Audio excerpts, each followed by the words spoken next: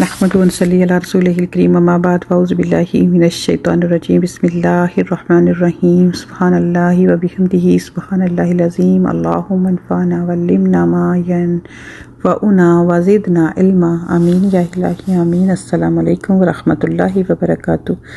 उम्मीद करती हूँ कि आप सब खैरियत से होंगे। तो इंशाअल्लाह जैसे कि आप सब जानते हैं हमने बहुत ही अच्छा टॉपिक शुरू किया हुआ है। आज इंशाअल्लाह मज़ीद हम इसको कंटिन्यू करेंगे कि हर अच्छा काम जो है वो सदका है, तो उसको किस तरह से किया जाए। कुछ चीज़ें हमने माशाल्लाह कुछ पिछले लेक्चर्स में कवर की। तो आज जैसे कि लंबी हदीस थी उसमें हमने एक पार्ट जो था उसमें नमाज के बारे में भी पढ़ा गया कि नमाज जो है अगर वो किस तरह से इंसान जब उसका अहतमाम करता है तो वो किस लिए इंसान की आँखों की ठंडक और उसके दिल का सुकून का बाइस बनती है। तो आज हम इस पे बात करेंगे। नमाज दीन का बुनियादी रुकन है। नबी पाक सल्लल्लाहु अलैहि वसल्लम ने नमाज को इस्लाम और कुफर के दरमियान हद फासिल करार दिया, यानी कुफर और ईमान के दरमियान एक जैसे कह लेना एक ढाल है, एक दीवार है। फ़र्क अगर एक काफिर और मुसलमान का है तो ये नमाज जो है उसकी हद है, यही बताया गया। और दूसरी चीज़ बताई गई कि नमाज जो है वो जैसे कि कुरान पाक में हम पढ़ते हैं, अल्लाह सुब्हाना व तआला फरमाते हैं इन्नस्सलाता तन्हा अनिल फ़हशाइ वल मुनकर। नमाज बेहयाई और बुराई से रोकती है, बेशक नमाज बेहयाई और बुराई से रोकती है। फिर इसी तरह एक हदीस से पाक में फरमाया कि जो शख्स नमाज की मुहाफ़ज़त करे तो ये उसके लिए नूर है, ईमान की दलील है और क़यामत के दिन ये निजात का ज़रिया होगी। और जो नमाज की यानी कि हिफाजत नहीं करेगा ये उसके लिए नूर साबित नहीं होगी।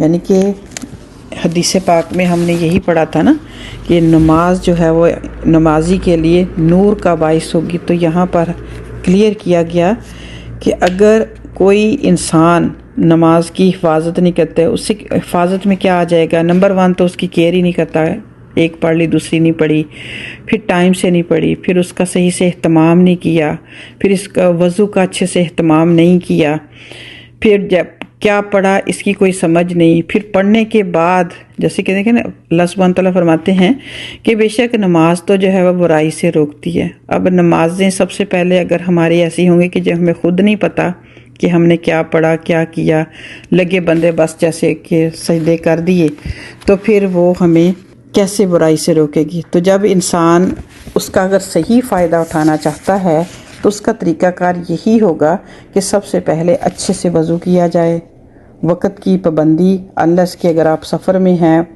किसी परेशानी में हैं तो आप नमाज डिले कर सकते हैं।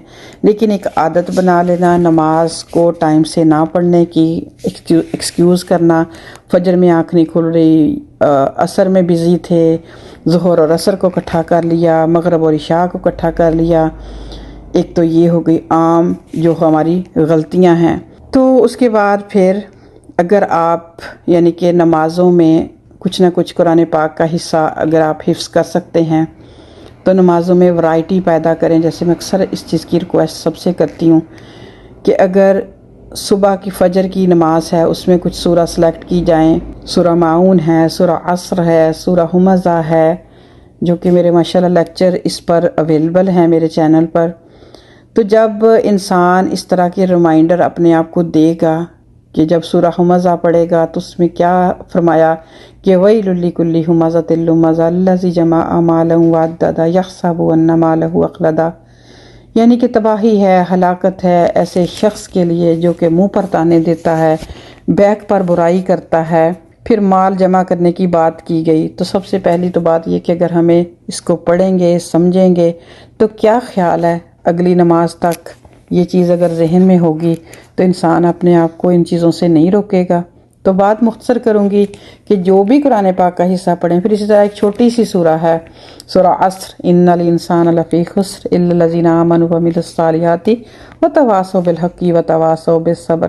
कि बेशक कसम है ज़माने की, अल्लाह सुब्हान तआला फरमाते कसम है ज़माने की कि इंसान खसारे में है सवाए उन लोगों के जो नेक अमाल करते हैं और सब्र करते हैं और इसकी तलकीन भी करते हैं।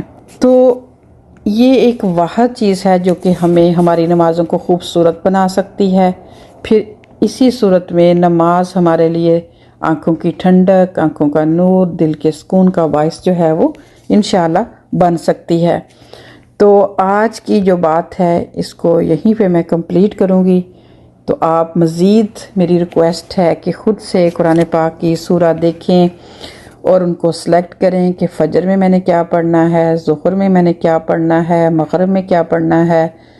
نمازوں میں جیسے ہم کھانے میں، کپڑوں میں، ہر چیز میں ورائٹی پسند کرتے ہیں نا، لیکن پھر نمازوں میں ایسا کیوں کہ بس جو منہ میں آیا سمجھنے ایک عبادت عادت کی طرح پوری کی، نہ کچھ پلے پڑا، نہ کچھ دل پہ اثر ہوا، تو آگے چل دیے۔ تو جب اس طرح چینج کر کے ایون میں یہ نہیں کہتی بڑی صورتوں کو آپ یاد کریں، اگر آپ چھوٹی صورتوں کو ہی سلیکٹ کر لیں جو آخری پارے میں، جو کہ بہت ہی زیادہ زبردست میسیجز ہمیں دیتی ہیں، تو انشاءاللہ اللہ سبحانہ و تعالیٰ نے چاہا تو بہت فائدہ آپ لوگوں کو ہوگا۔ اپنا بہت خیال رکھیے گا انشاءاللہ۔ پھر ہم اس کی جو نیکسٹ ٹاپک ہے، اس کا جو پارٹ ہے حدیث پاک کا، اس کو کنٹینیو کریں گے۔ السلام علیکم ورحمۃ اللہ وبرکاتہ۔